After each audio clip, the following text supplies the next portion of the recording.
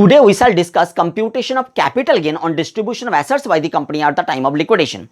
Computation of capital gain on distribution of assets by the company at the time of liquidation. And for that purpose we shall analyze section number 46 of the Income Tax Act 1961. Section number 46 of the Income Tax Act 1961 has two subsections, subsection 1 and subsection 2. We shall analyze both subsection 1 as well as subsection 2 for the purpose of computation of capital gain on distribution of assets by the company at the time of liquidation. When the company is in liquidation, after payment of all outside liabilities, if there are any assets remaining, those remaining assets are disposed of by the company. For the purpose of disposing of the remaining assets after payment of all outside liabilities, there are two modes. Company can avail any one modes or combination of both the modes. What are those two modes? Number one, assets itself are distributed among shareholders. Assets itself are distributed among shareholders, but there is one practical issue. If there are 1000 shareholders and remaining assets after payment of all outside liabilities are 3 in numbers, how those 3 assets can be distributed amongst 1000 shareholders? That is not possible. Here comes second option or second modes. Second mode is those remaining assets company should sell in the market. Company should sell those remaining assets in the market, and after realizing those sale proceeds, company can dispose of those sale proceeds among shareholders. Now, what would be the tax implication in both these two modes? That we shall discuss. First of all, we shall discuss the tax implication for both of these two modes in the hands of the company. Then secondly, we shall discuss tax implication for both of these two modes in the hands of the shareholders. Let's see first tax implication for both of these two modes in the hands of the company. We shall discuss mode wise one by one mode. Let's see the first mode. What was the first mode? First mode was saying asset itself are distributed by the company among shareholders at the time of liquidation.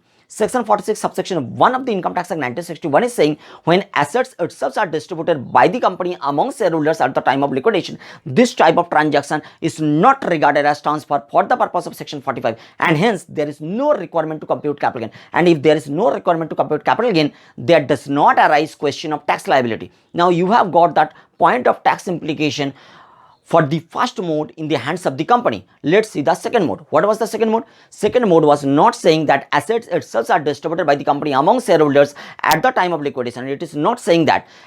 Second mode is saying assets are disposed of in the market, sale proceeds are realized by the company, and then sale proceeds are distributed by the company among shareholders.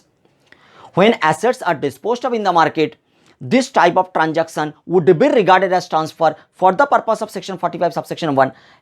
That means this type of transaction attracts section 45 subsection 1. Hence, there is requirement to compute capital gain. And if there is requirement to compute capital gain, obviously there would arise the tax implication.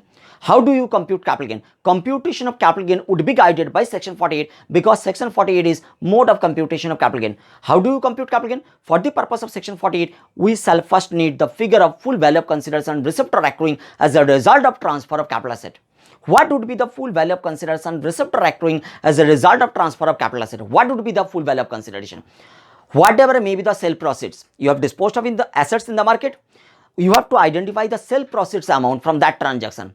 It may be the sale proceeds amount you have already realized. It may be the sale proceeds amount you would realize in near future. Whatever may be. The sale proceeds amount you have to identify from the transaction, and that sale proceeds amount would be considered as full value of consideration received or accruing as a result of transfer of capital asset. And then you have to deduct expenditure incurred wholly and exclusively in connection with such transfer from the full value of consideration. From the full value of consideration, you have to deduct expenditure incurred wholly and exclusively in connection with such transfer.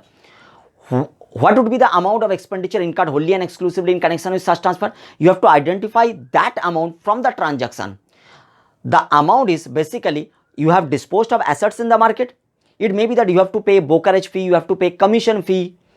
That brokerage fee, that commission fee would be regarded as expenditure incurred wholly and exclusively in connection with such transfer. You have to deduct that amount from full value of consideration, then you will get the figure of net consideration, and from net consideration you have to deduct cost of acquisition and cost of improvement if any of that assets which you have disposed of. If assets are in the nature of short term, you have to deduct that. You have to deduct the cost of acquisition and cost of improvement of that assets, the assets which you have already disposed of in the market. What would be the amount of cost of acquisition and cost of improvement? You will get that figure from the books of accounts of the company. you will get that figure from the books of accounts of the company, and you have to deduct that amount from the net consideration, and you will get the figure of gross short-term capital gain. And from gross short-term capital gain, you have to deduct the amount of exemption, if any, available in the question paper. And after deducting the exemption amount, you will get the figure of net short-term capital gain or taxable short-term capital gain. But if assets are in the nature of long-term, then you have to deduct index cost of acquisition and index cost of improvement. You have to convert the cost of acquisition, cost of improvement figure by indexing it into index cost of acquisition and index cost of improvement. You have to deduct the index cost of acquisition and index cost of improvement from the net consideration amount, and you will get the figure of gross long-term capital gain. And from the gross long-term capital gain, you have to deduct the exemption amount, if any, available in the question paper, and then you will get the figure of net long-term capital gain or taxable long-term capital gain. Clear? This is the tax implication from the angle of capital gain, but there would arise more tax implication in the books of the company apart from capital gain. In case of first mode and in case of second mode, for both these modes, company would attract section 2 clause 22 subclause C, deemed dividend. Section 2 clause 22 subclause C, company would attract section 2 clause 22 subclause C. We have already analyzed the amount of market value of the assets distributed by the company among shareholders at the time of liquidation would not attract any capital gain tax liability.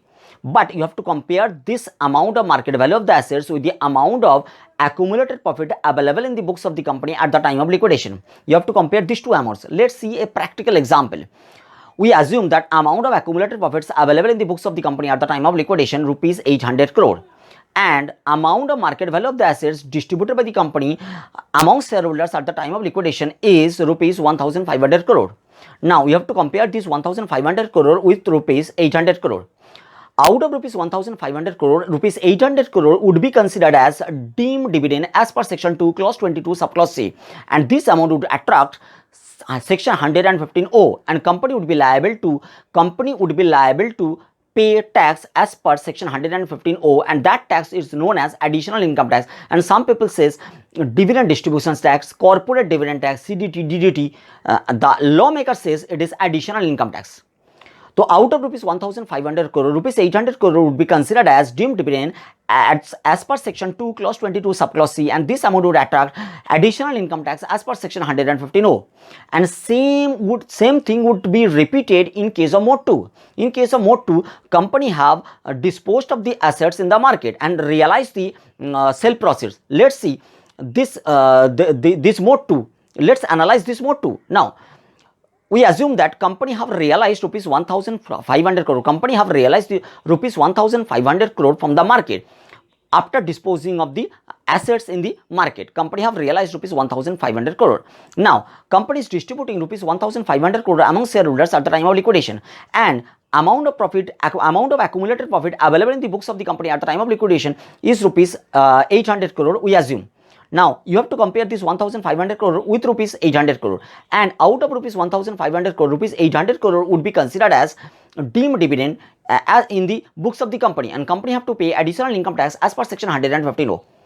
This is the conclusion part of tax implication in the books of the company for both of these two modes. Clear? Now let's see what would be the tax impact in the hands of the shareholders. We shall analyze the tax implication for both of these two modes together in the hands of the shareholders at the time of liquidation. Whatever things shareholders have received, it may be that shareholders have received the assets distributed by the company among shareholders at the time of liquidation. You have to only identify the amount of market value of the assets received by the shareholders. Second, shareholders may have received the sale proceeds distributed by the company among shareholders at the time of liquidation. You have to identify the amount of sale proceeds received or realized by the shareholders. These two things, you have to identify the amount of market value of the assets received by the shareholders at the time of liquidation, and you have to identify the amount of sale proceeds received by the shareholders at the time of liquidation. These two amounts, you have to sum up these two amounts, and from these two amounts you have to deduct the amount of deemed dividend as per section 2 clause 22 subclause C. The amount of dividend as per section 2 clause 22 subclause C attributable in the hands of the shareholders of the company.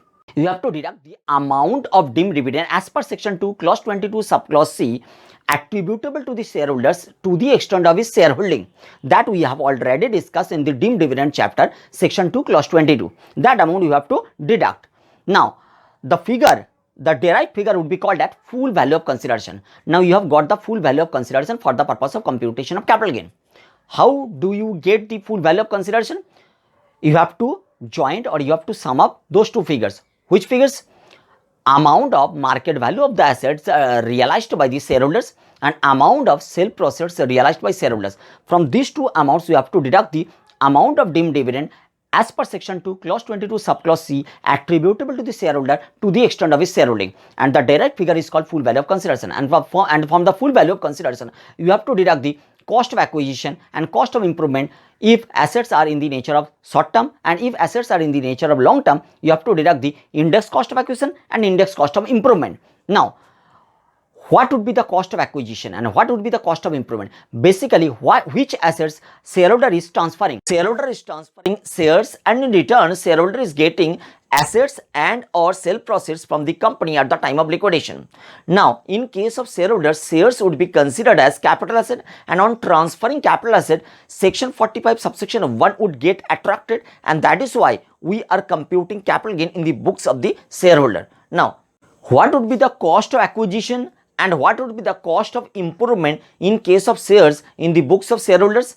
Shareholders have acquired the shares at first, and you can easily identify the cost of acquisition amount and cost of improvement amount from the books of accounts of the shareholders. And if shares are in the nature of long term, you can easily convert it into index cost of acquisition. If shareholder is getting payment in installments from the company, cost of acquisition should be deducted from earlier installments, and once cost of acquisition would get fully absorbed from the earlier installments, then the installment received by the shareholder would be fully taxable in the hands of the shareholder, because there remains no cost of acquisition.